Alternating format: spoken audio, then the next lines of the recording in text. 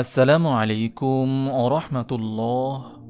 ৭টি ঘরকে আল্লাহ তাআলা পছন্দ করেন না এবং আল্লাহ তাআলা ওই ৭ ঘরে রহমতের ফেরেশতা প্রবেশ করতে দেন না। যাচাই করুন ওই ৭ ঘরের মধ্যে আপনার ঘরও আছে কিনা। তা হল নম্বর ১, যে ঘরে মেয়েদের আওয়াজ উঁচু হয়ে থাকে সে ঘরকে আল্লাহ তাআলা অপছন্দ করেন এবং সে ঘরে রহমতের ফেরেশতা প্রবেশ করে না।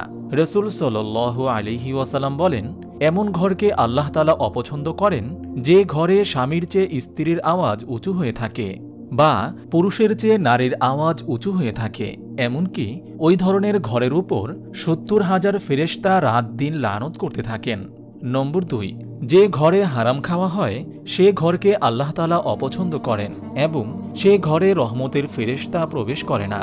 হযরত আব্দুল্লাহ ইবনে মাসউদ রাদিয়াল্লাহু তাআলা আনহু বলেন, হুজুর সাল্লাল্লাহু আলাইহি ওয়াসাল্লাম ইরশাদ করেছেন, কোনো বান্দা যদি হারাম মাল উপার্জন করে এবং আল্লাহর রাহে সদকা করে তাহলে ওই সদকা বা দান তার পক্ষ হতে কবুল করা হবে না, এবং যদি তার নিজের জন্য এবং পরিবারের জন্য ব্যয় করা হয় তবে তা বরকতশূন্য হয়।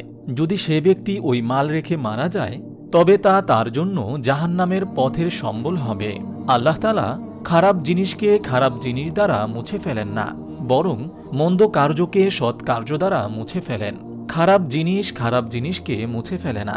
হযরত জাবের রাদিয়াল্লাহু তাআলা আনহু বলেন, নবী করিম সাল্লাল্লাহু আলাইহি ওয়াসাল্লাম বলেছেন, হারাম মাল দ্বারা প্রতিপালিত গোশতের টুকরা বেহেশতে প্রবেশ করবে না এবং তা দোজকে প্রবেশের উপযোগী।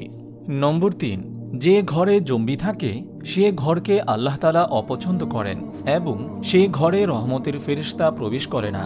জম্বি বলা হয় যার ওপর গোসল ফরজ হয়েছে কিন্তু সে ফরজ গোসল না করে শুধু গায়ে পানি ঢেলে নেয়, এমন ব্যক্তিকে জম্বি বলা হয়। যাদের ওপর গোসল ফরজ হয়েছে সেই সমস্ত লোকেরা যদি ফরজ গোসল না করে তাহলে এমন ব্যক্তিদের ঘরেও রহমতের ফেরেশতা প্রবেশ করে না এবং আল্লাহ তাআলা ওই ঘরকে অপছন্দ করেন। নম্বর ৪, যে ঘরে কুকুর থাকে সে ঘরকে আল্লাহ তাআলা অপছন্দ করেন এবং সে ঘরে রহমতের ফেরেশতা প্রবেশ করে না। শখ করে ঘরে কুকুর রাখা, মানুষের চেয়ে কুকুরের যত্ন বেশি নেওয়া, কুকুরের সঙ্গে মানবীয় সম্পর্ক স্থাপন করা ইসলামে নিষিদ্ধ। রাসূল সাল্লাল্লাহু আলাইহি ওয়াসাল্লাম বলেছেন, যে ব্যক্তি শিকার করা বা গবাদি পশু পাহারা অথবা শস্যক্ষেত পাহারা দেওয়ার উদ্দেশ্য ছাড়া কুকুর লালন পালন করে প্রতিদিন ওই ব্যক্তির ২ কেরাত পরিমাণ নেকি কমে যায়, আর ১ কেরাত হল উহুদ পাহাড় সমান। সহিহ মুসলিম হাদিস নম্বর ১৫৭৫। কুকুরের ব্যাপারে ইসলামের কঠোর নির্দেশ কেবল এটাই যে শখ করে ঘরে কুকুর রাখা নিষেধ। হাদিস শরীফে আছে, যে ঘরে কুকুর আছে সে ঘরে রহমতের ফেরেশতা প্রবেশ করে না। সহিহ বুখারী হাদিস নম্বর ৫৫২৫। তবে শিকারের উদ্দেশ্যে, ফসল হেফাজতের উদ্দেশ্যে, পাহারাদারির জন্য ছাগল ভেড়া ইত্যাদির হেফাজতের লক্ষ্যে, ঘরবাড়ি দোকান ও অফিস পাহারার জন্য, অপরাধের উৎস সন্ধান ও অপরাধীকে চিহ্নিত করার উদ্দেশ্যে কুকুর লালন পালন করা বৈধ। নম্বর ৫, যে ঘরের ভেতরে জীবজন্তুর ছবি কিংবা মূর্তি থাকে সে ঘরকে আল্লাহ তাআলা অপছন্দ করেন এবং সে ঘরে রহমতের ফেরেশতা প্রবেশ করে না। ঘরে প্রাণীর ছবি, কার্টুন, প্রতিকৃতি, মূর্তি ইত্যাদি সংরক্ষণ করা হারাম। যে ঘরে এসব থাকে সে ঘরে রহমতের ফেরেশতা প্রবেশ করে না। আবু তালহা রাদিয়াল্লাহু তাআলা আনহু থেকে বর্ণিত, রাসূল সাল্লাল্লাহু আলাইহি ওয়াসাল্লাম বলেছেন, ফেরেশতাগণ ওই ঘরে প্রবেশ করে না যে ঘরে কুকুর অথবা প্রাণীর ছবি থাকে। নাসাই হাদিস নম্বর ৫৩৪৭। এ সকল ছবিকে ঘর থেকে সরানো জরুরি, অথবা আসবাবপত্রে যে সকল প্রাণীর ছবি বা প্রাণীর কার্টুনের ছবি আছে কমপক্ষে সেগুলোর মুখমণ্ডল কালি দিয়ে বা যে কোনোভাবে মুছে দেওয়া জরুরি। মুখমণ্ডল তথা চোখ, মুখ, নাক, কান ইত্যাদি মুখাবয়বের চিহ্ন অবশিষ্ট না থাকলে তার ওপর ছবির বিধান প্রযোজ্য হবে না। সম্ভব হলে ছবি, কার্টুন ও প্রতিকৃতিমুক্ত ঘরে সালাত আদায় করা উত্তম। কিন্তু এসব প্রাণীর ছবি, কার্টুন ইত্যাদি থাকা সত্ত্বেও যদি সালাতের সঠিক নিয়ম পদ্ধতি অনুসরণ করে সালাত আদায় করা হয় তাহলে তা সহিহ হবে ইনশাআল্লাহ। নম্বর ৬, আত্মীয়তার সম্পর্ক ছিন্নকারীর ঘরকে আল্লাহ তাআলা অপছন্দ করেন এবং সে ঘরে রহমতের ফেরেশতা প্রবেশ করে না। আত্মীয়তার সম্পর্ক ছিন্ন করা কিংবা নিকট আত্মীয়দের পরিত্যাগ করা মারাত্মক অপরাধ। এটি কবিরা গুনাহের মধ্যে অন্যতম।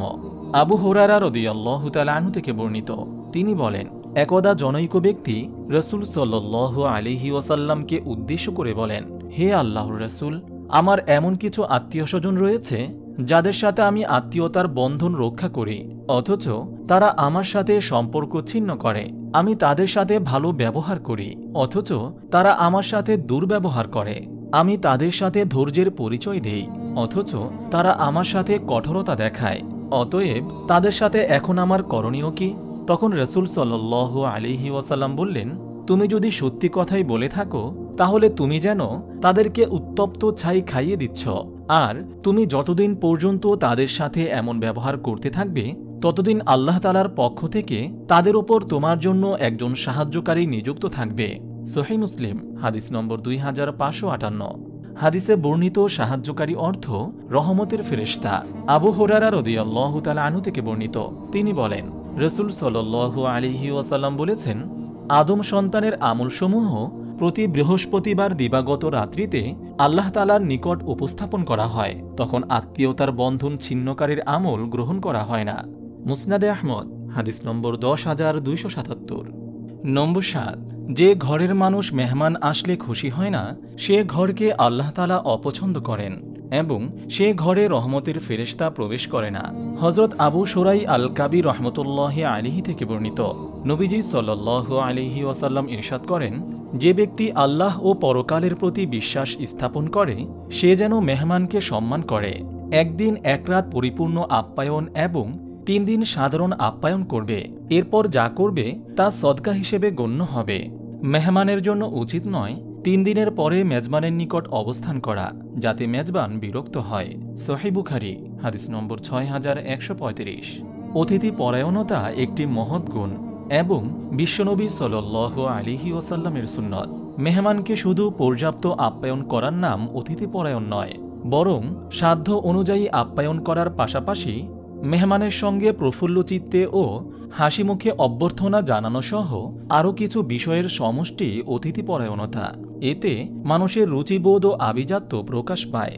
তাই মেহমান বাড়িতে প্রবেশ করতেই যেন সে এই উপলব্ধি করতে পারে, এখানকার সবাই আমার জন্য অপেক্ষা করছে। মেহমানকে পর্যাপ্ত সময় দেওয়া, তার সঙ্গে প্রাণ খুলে খুশগল্প করা, তার সঙ্গে পানাহারে শরীক হওয়া কর্তব্য।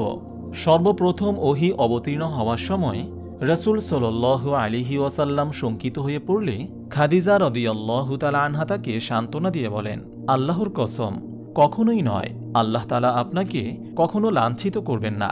আপনি তো আত্মীয় স্বজনের সঙ্গে সদাচরণ করেন, অসহায় দুস্থদের দায়িত্ব বহন করেন, নিঃস্বকে সহযোগিতা করেন, মেহমানের আপ্যায়ন করেন এবং হক পথের দুর্দশাগ্রস্তকে সাহায্য করেন। সহিহ বুখারী হাদিস নম্বর 3। উল্লেখিত হাদিসে খাদিজা রাদিয়াল্লাহু তাআলা আনহা রাসূল সাল্লাল্লাহু আলাইহি ওয়াসাল্লামকে যেসব গুণের কারণে মহান আল্লাহর বিশেষ রহমত প্রাপ্ত হওয়ার আশ্বাস দিয়েছেন তার মধ্যে মেহমানদারি অন্যতম। আপনি যদি এরকম ভিডিও আরও পেতে চান তাহলে এই চ্যানেলটি সাবস্ক্রাইব করে পাশে রাখা বেল আইকনটি অন করে দিন।